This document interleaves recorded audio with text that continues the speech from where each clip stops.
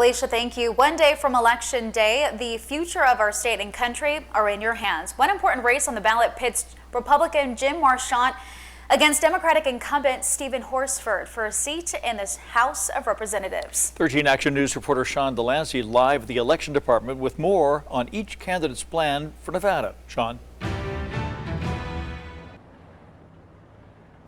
Dave and Kalina, roughly 40% of registered voters in Nevada have not yet cast their ballot. That is more than 750,000 people who have yet to be heard, and there is a lot on the line. This race forces you to choose between a longtime politician and a relative newcomer to represent you in Congress. In the race for House District 4, representing much of North Las Vegas through Central Nevada, your choices are incumbent Democrat Stephen Horsford. I love serving.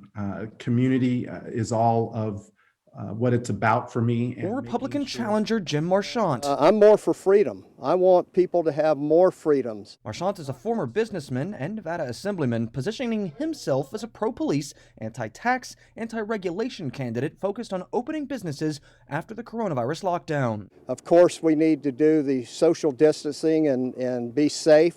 But we've got to get our economy open. We need no more of these phases. We need to get open right now. As a federal representative, Marchant wouldn't have a lot of power to demand the state completely reopen, but he would be able to draft aid packages like the CARES Act. Marchant is critical of the aid package Horsford helped pass through the House, the HEROES Act, saying too much aid goes to state, county, and city governments. Get the right help to the right people, and we want it to go to the people, not the government. Horsford defended the HEROES Act, currently sitting in the Senate without action, saying the nearly $1 trillion to U.S. state and local governments would save police, fire, and education jobs. For Nevada, it would mean more than $8.6 billion in money to our state and local governments to keep those budgets going. Horsford says his goal to reopen the economy begins with developing a more robust coronavirus tracking system. Priority number one is crushing the virus, while simultaneously providing aid for businesses and governments to survive until it's safe to return to a sense of normalcy.